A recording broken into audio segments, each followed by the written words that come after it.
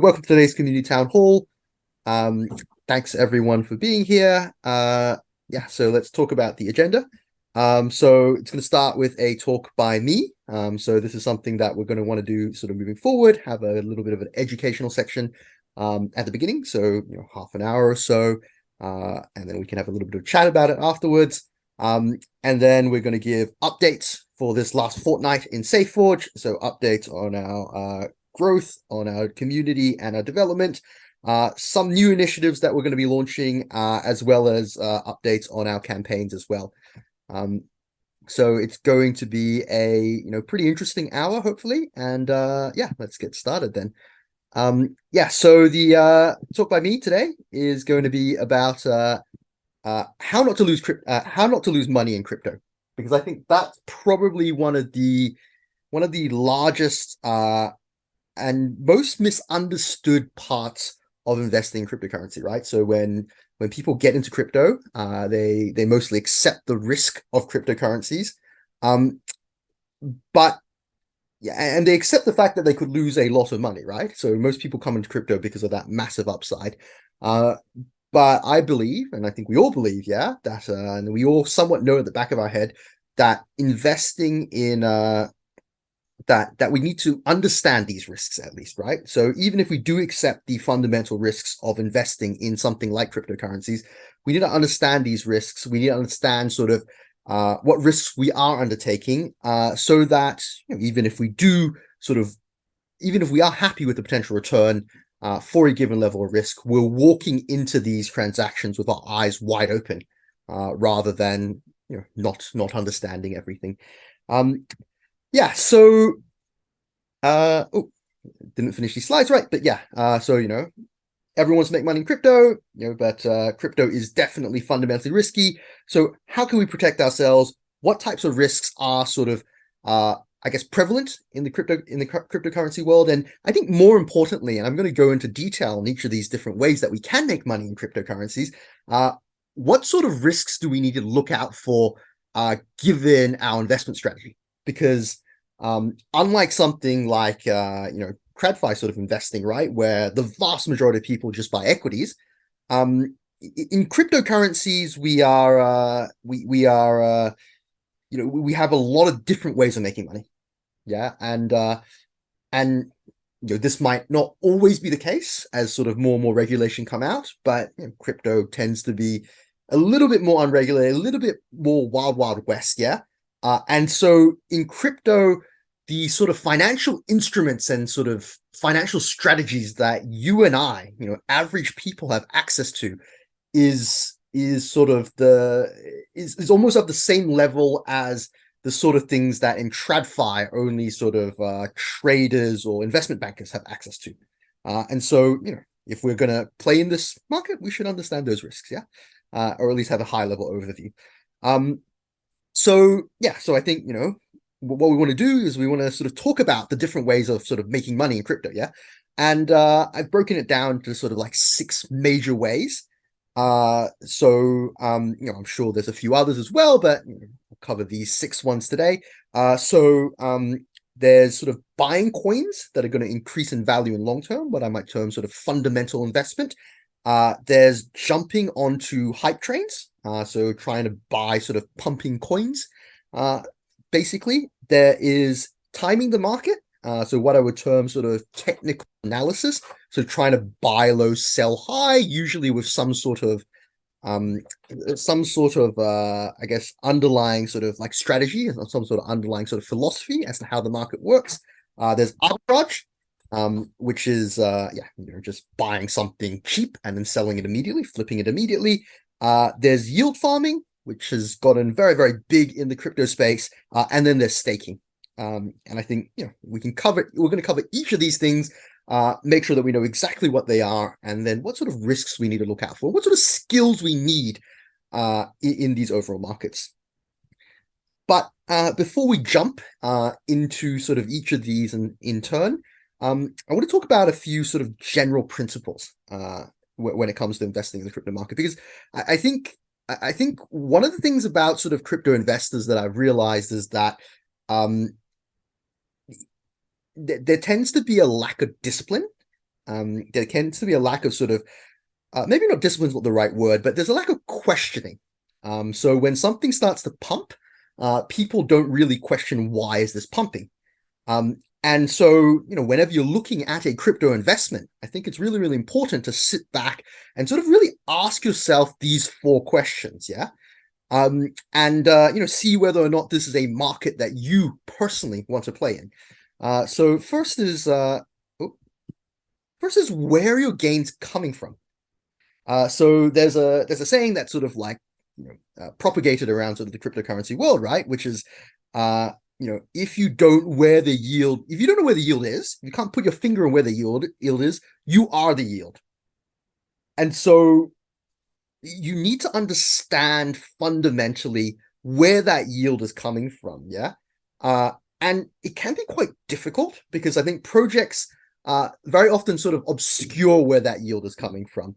But I think this fundamental rule is very, very true, right? So the project, if you read the white paper, if you read sort of like, like all the marketing material and you don't know where the money is coming from, yeah, if it's not explicit that you're not paying a fee, right, or something like that, then probably you are generating that yield. So looking at this light, yeah, the safest projects to invest in are those that have yield generating customers. So something like Uniswap is super safe from that perspective, right? The reason, of course, is fairly straightforward, right? So you can very clearly understand that you buy, let's say, Uniswap token, right? It's not going to go to zero because it's always linked to the number of sort of fees that are being transacted on Uniswap.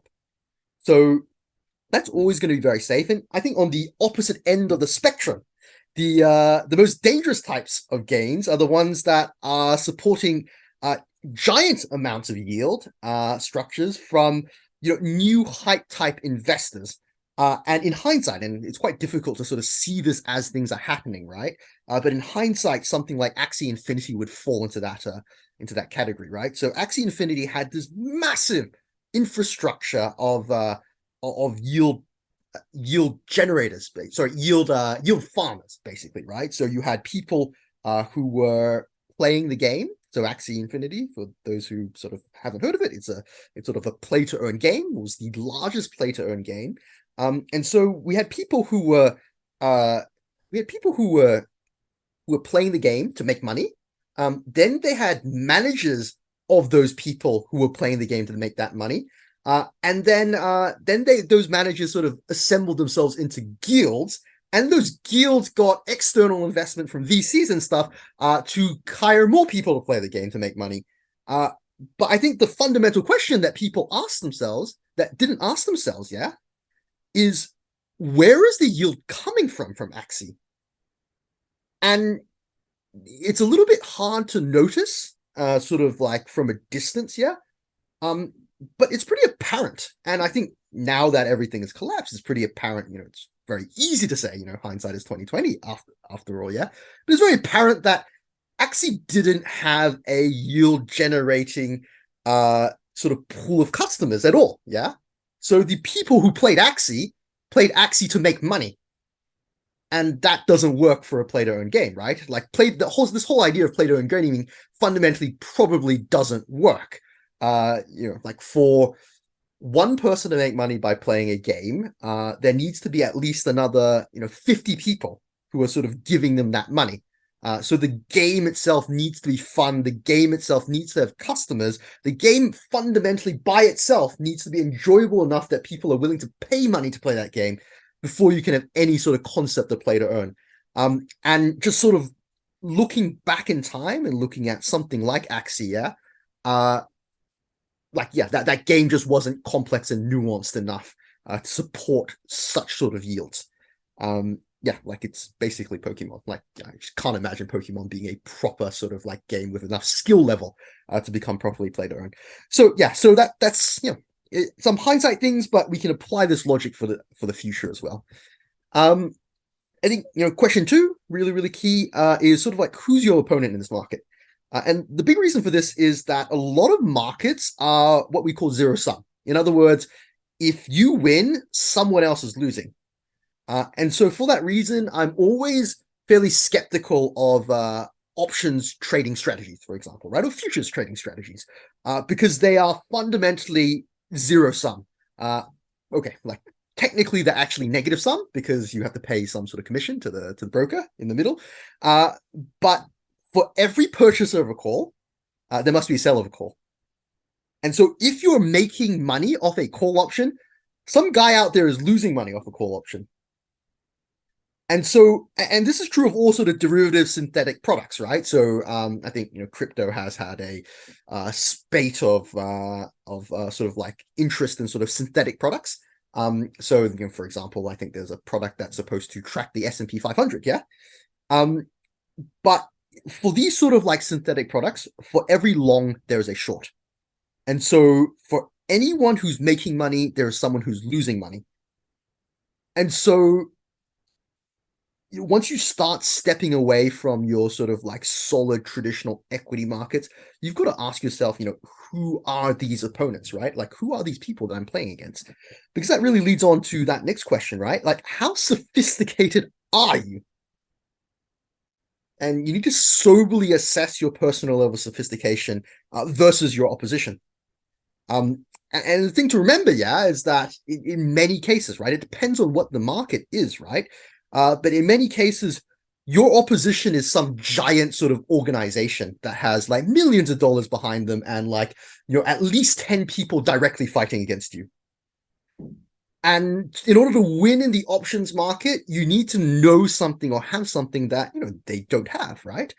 And so, yeah, you need to really pick that market that you're playing in really, really careful for these reasons, yeah. And just I think generally, right, what you want is you want your opponents to be customers. You don't want opponents to be, I guess, like quote unquote opponents. You don't want them to be diametrically opposed to you, right? Like, that when you buy a call option off someone, they are most likely looking to make money. They're most likely looking to screw you. Yeah. It's a gamble between you and them. One of you is gonna lose out. One of you is gonna win. Yeah. But when you're doing something, let's say, like Bitcoin arbitrage, right, which was a very, very big thing a while back, right? Your opponents are customers. Your opponents are people who want to hold Bitcoin for the long run. And so whether they pay $300 more today or $500 more, they don't really care. And so, you want to find markets where your quote unquote opponents are not really opponents. They're people who can coexist with you and have different objectives to you, right? And options markets actually have these guys as well, right? So I don't want to say that options markets don't have these guys. There are plenty of people, right, who come to options markets for risk management. So let's say you hold a whole bunch of Bitcoin, yeah, and you want to protect yourself from downsides. You buy some puts, yeah. So if you find a options market that has a lot of these people, then you can sort of make a lot of money relatively easy. You don't want to end up in the market where you're an options trader and everyone else in the market's also an options trader, because it's just going to be very, very vicious. And I think that final question that we should ask, right, is, and we've alluded to a little bit already, is what is your edge? Because in order to make a good return in the market, you need an edge. So this is a framework that I really, really like, right? And some of these things are not 100% applicable to crypto, or most crypto investors, yeah. But I think it really comes down to four things. Your edge comes down to one of four things, right? Either it's deal flow, either you have access to some sort of investment that no one else does. And in crypto, what does that mean? Well, you're getting yourself on these whitelists, right? You're getting yourself, into these NFT projects, for example, or you're buying these tokens on launch pads before anyone else has a chance to. So I think deal flow is extremely important in all sorts of investment. Crypto, it's a little more difficult because it is such a liquid market, but if you can get that edge, really, really powerful. Number two is probably the main one in crypto. You have to evaluate those investments, and we're going to talk a little about the risk evaluation of all of these different types of investments. And not overly much to say, like most people who make money in crypto have good evaluation of investments. Number three is capital advantage. If you have more money relative to other people, in a given market, you have an advantage automatically, right? You can move the markets. You can sort of do other things, do things that other people cannot. So having a raw amount of cash is always an advantage in the market. Unfortunately, it's an advantage that most of us can't get. And if we could get it, then maybe we wouldn't need to invest anymore. And then finally, there's what I would call post-investment advantages. And in sort of like traditional sort of private equity type deals, this is sort of like, what do you do with the company sort of after you buy it? And in crypto, this could be things like what sort of like exclusive sort of rewards can you get, right? If you've let's say you buy into an NFT community, right? You buy into Bored Apes, let's say, right? There's a lot of sort of potential post-investment sort of advantages around that. So a lot of these in crypto come down to sort of like community and exclusivity. So you've got to think a little bit about whether those advantages sort of make up for, very often there's a premium in the price.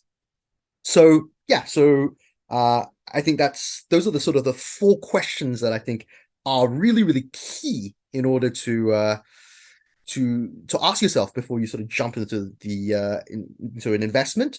I'm going to be talking about sort of each of the different sort of like investments there are in the crypto market and the different risks. But before we jump on, any questions about anything that I've talked about so far? All right. Yeah, so okay, so now moving down that list, right? So I think starting with sort of fundamental investments, which is sort of this long-term investment based off the future growth of the crypto project. Yeah. So what's the key risk in a fundamental investment?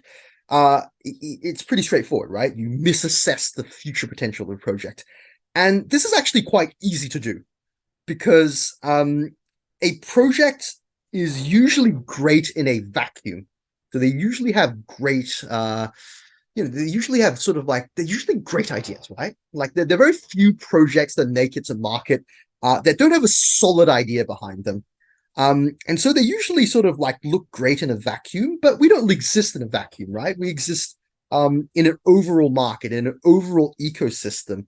And so when you're evaluating a project, you've got to think about their competitors. You've got to think about sort of their suppliers, both upstream and then the people who would use them downstream. You've got to think about sort of the overall landscape. You've got to ask yourself, like, do we, do people really, really need this project, right? And what shapes will these needs look like sort of over the next few years?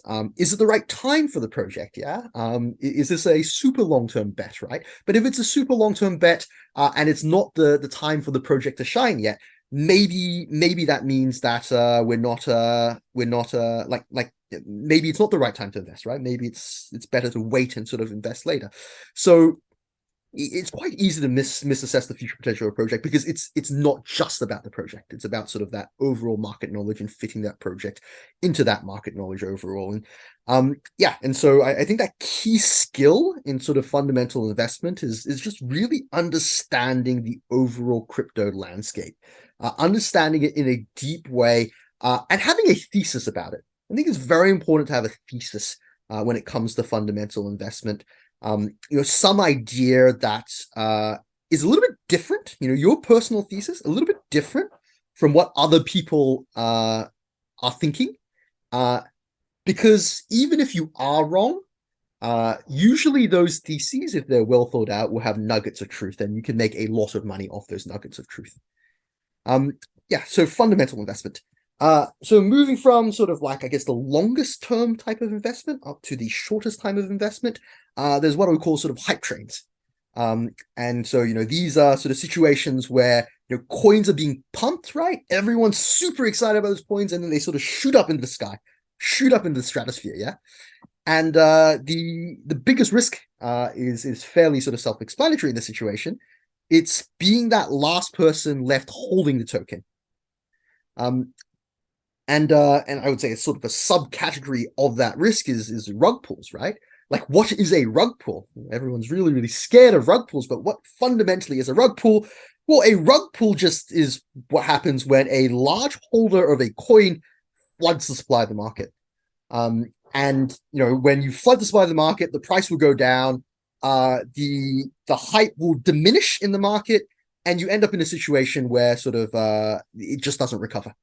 So the thing to note is that rug pulls can only happen in a situation, or they only really happen disastrously, right? In a situation where the token doesn't have a lot of customers, doesn't have a lot of sort of fundamental value. Yeah, like rug pulls happen in those sort of situations where hype is sort of like essential to the growth of the coin. So you gotta be careful with that, right? And I think the key thing about sort of hype trains is that you've just got to recognize that you're in a hype train. You've got to recognize the BS. I think a lot of people who invest in hype train type projects, they think they're investing in sort of fundamentally sound projects. They think that this project is going to go to the moon, right? It's going to shoot up and sort of go up forever. Yeah. You've got to recognize that you've made that sort of conscious decision to invest in this hype train. This is a hype train. I'm going to have to get off it at some point.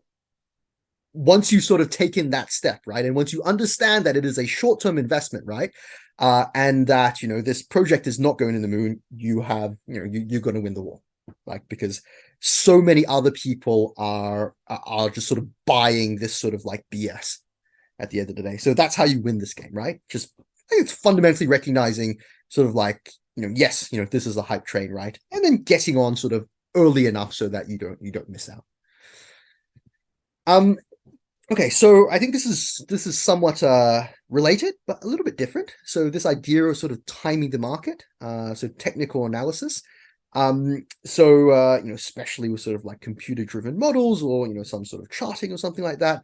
The biggest risk for technical analysis is that your model doesn't work, right? That you've overfitted your backtesting, and you just end up losing money. And the issue with technical analysis is that when you end up losing money, very often you don't know why you've lost money, because technical analysis is trying to time the market, right? Times the ups and downs of the market.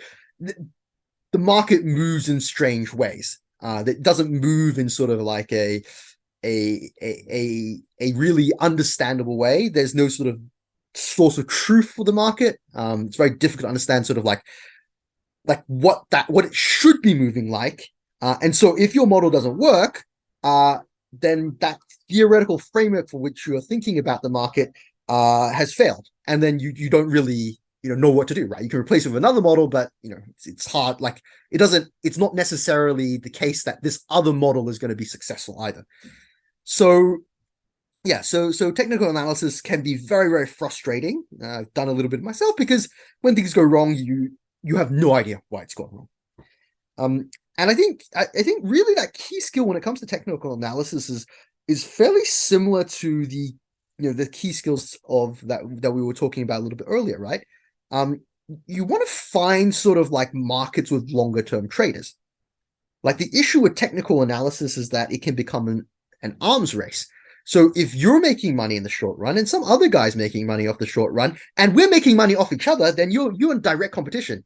And then you upgrade your model so that you're beating him. He upgrades his model so that he's beating you. And at the end of the day, everyone loses except for the exchange that's making money in the middle.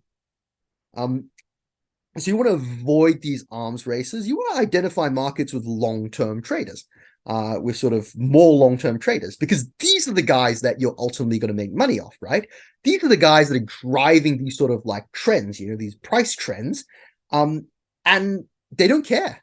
Because if I'm going to hold Bitcoin for 12 months, I don't care whether I buy it at $50 more or $50 less. What I'm most interested in is that I buy that Bitcoin, and then you can make money off that $50 spread. So you need to find those markets, right, that have those longer term traders. And so Bitcoin was a very, very good place for technical trading for a very, very long time. And I think it still is in many senses. Okay, arbitrage. So arbitrage, I think we all know about, right? Just making money, buying one thing cheaper and selling it for a higher price.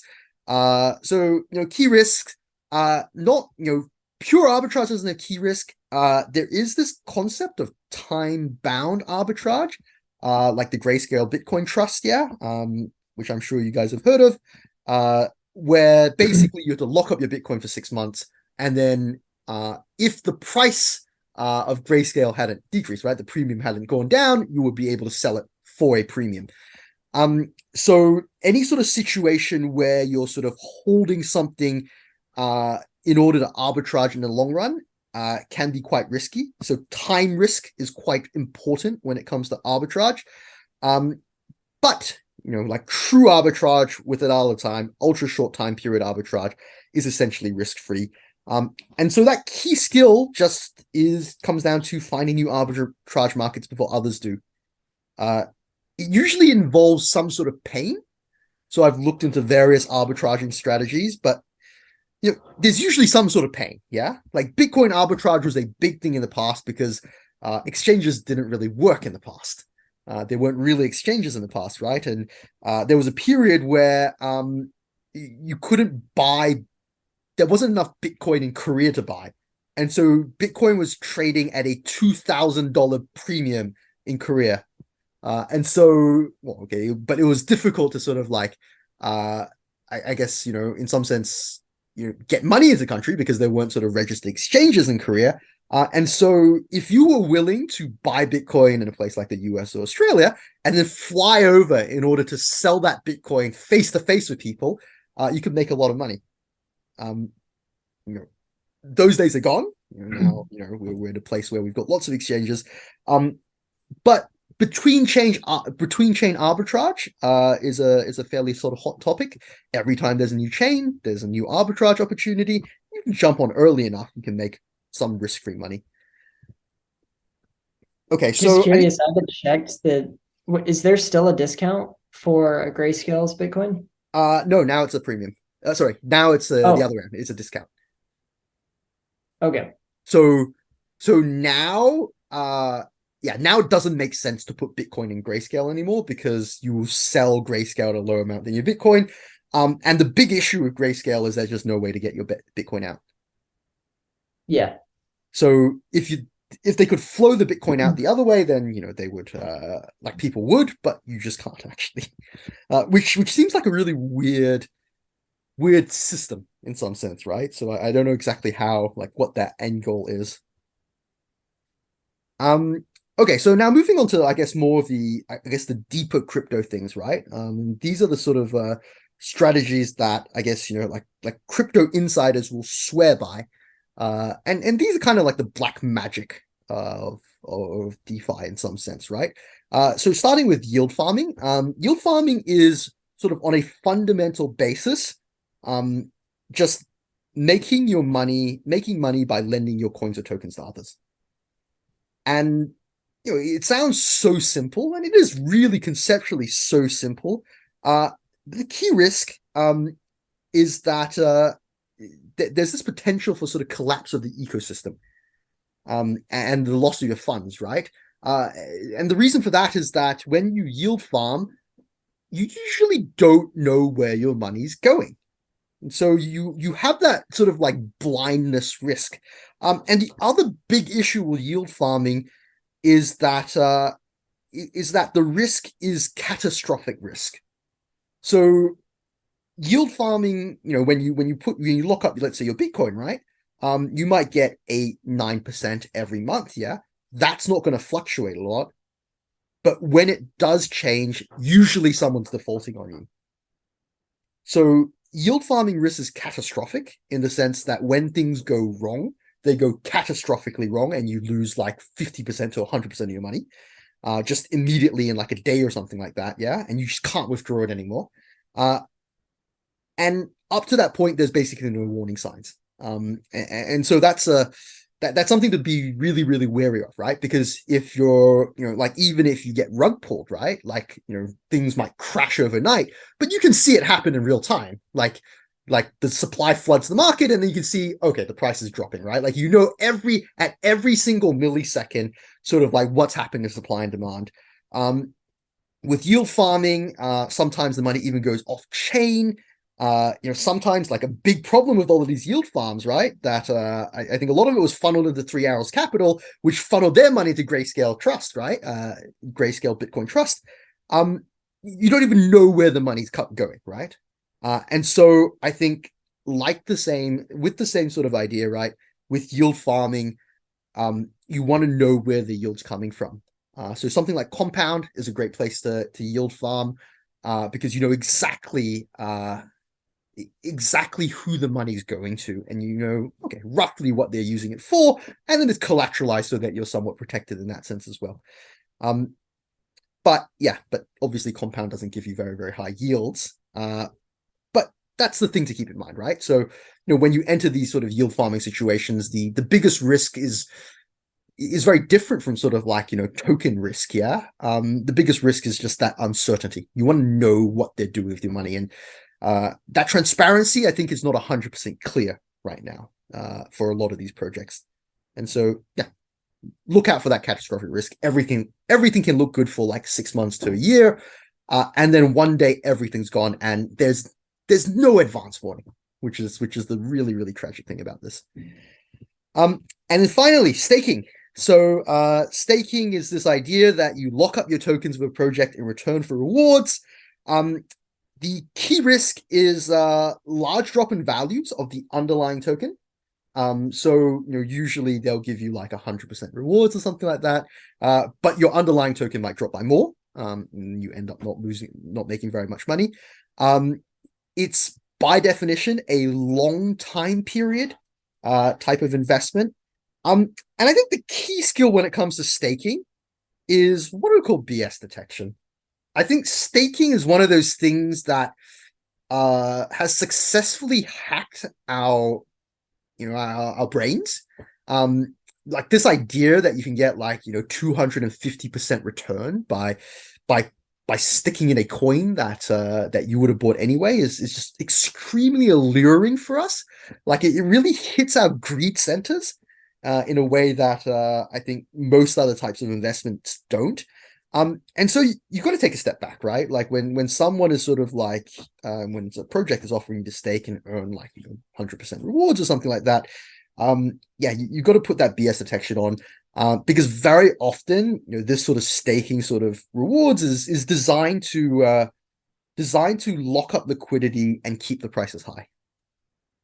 So it's designed to change hype train sort of investors into longer term investors and keep that hype train sort of going on. And so it kind of slows down that entire cycle, which can be good if you can take advantage of it. But you want to be very, very careful, right? Because with the hype train, if things start going bad, you can sell. When you staked, your coins for 12 months, you can't get out of the market anymore, right? So you need to be pretty sure that the token overall is going to be increasing in 12 months time. And for a lot of these projects, the answer is just going to be no. Like the answer is going to be, this is a hype driven project. I can't see it sort of increasing in the 12-month period. And so I probably shouldn't invest in it. And yeah, and that's I guess, that's how not to lose money in crypto. Uh, you know, quick sort of presentation. Any questions, guys?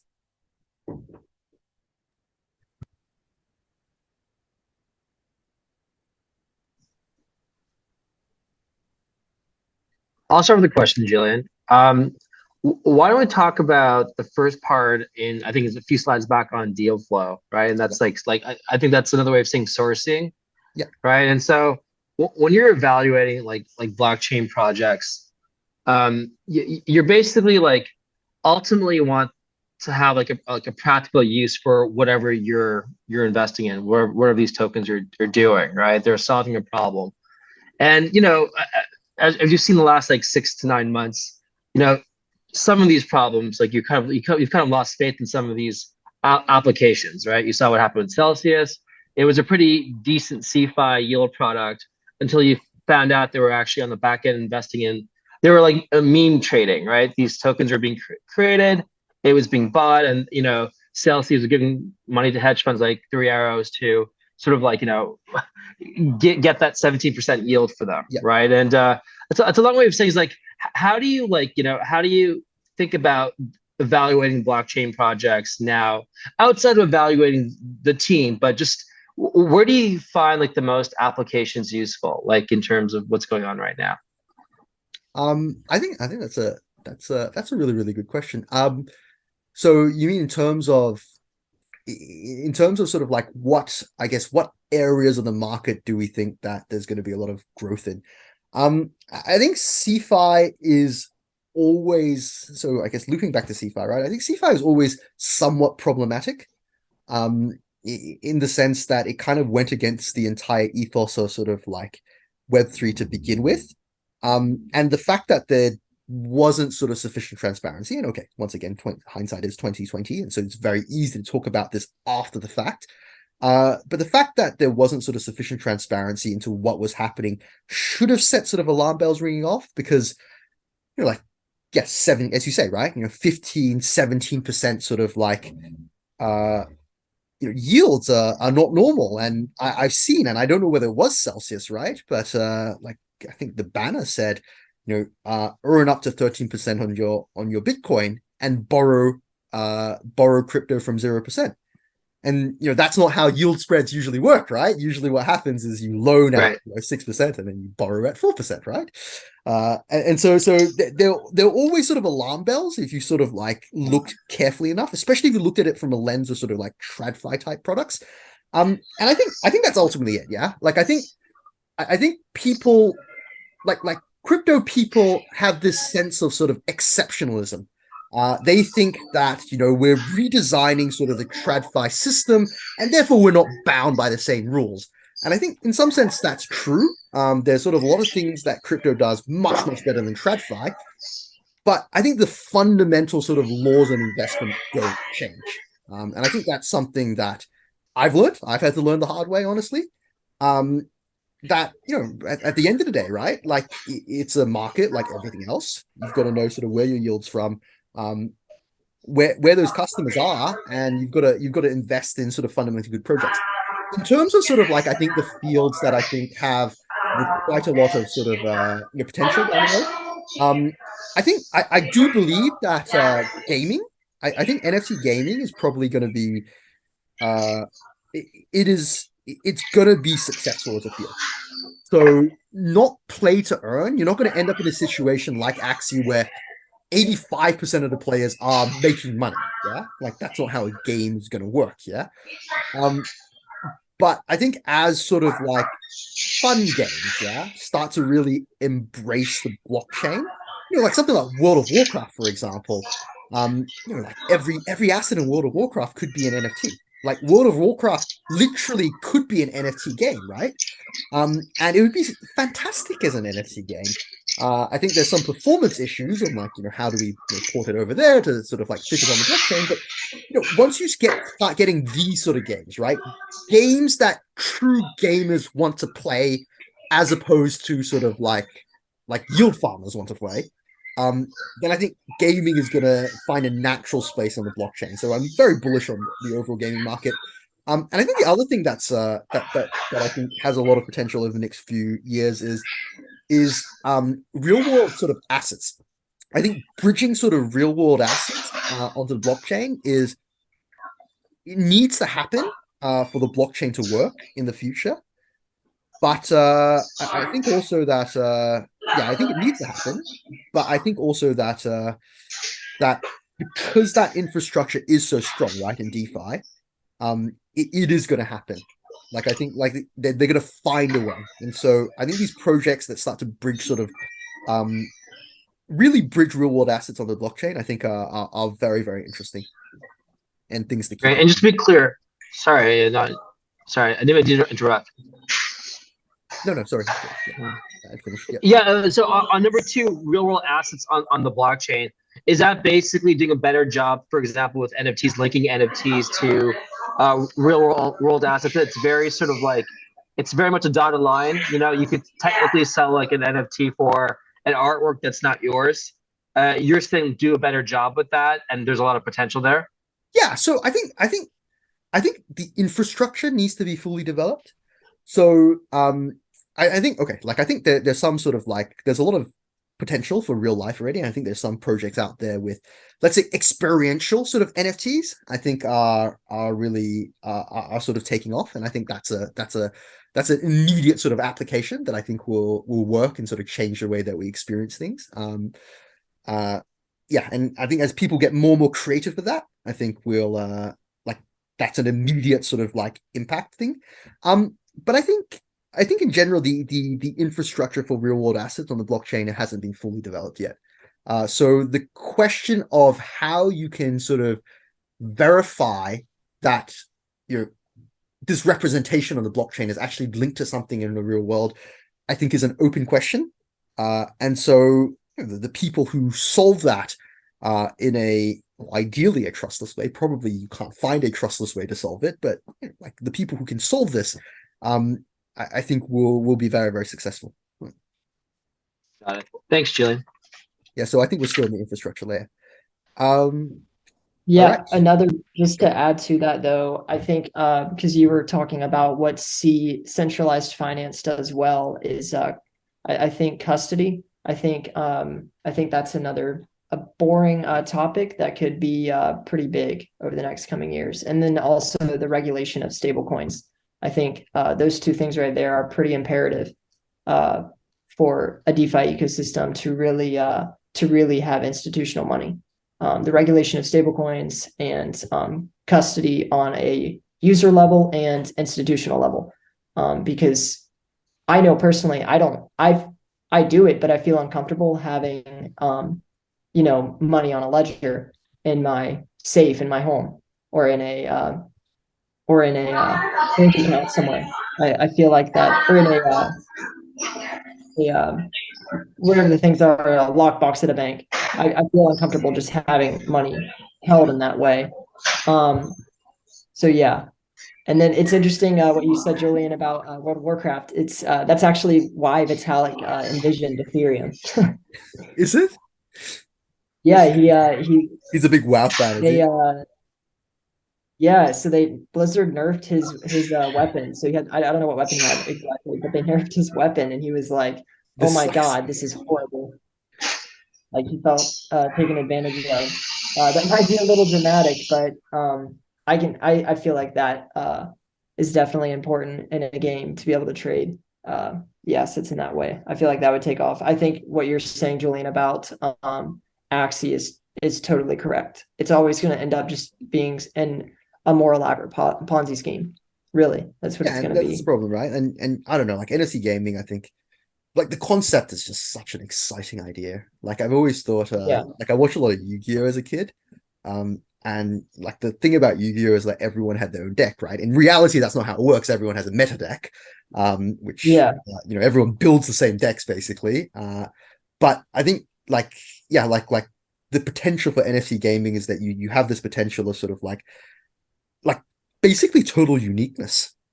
And I think that that's yeah, like to give that sort of experience that I think has never really been seen sort of in a game before, because up to this point, like game designers have had to design everything, and there's only so much they can design. And so when the community is starting to design things right, perhaps with sort of like well designed sort of like toolboxes, like you could do some really really cool stuff with NFT gaming.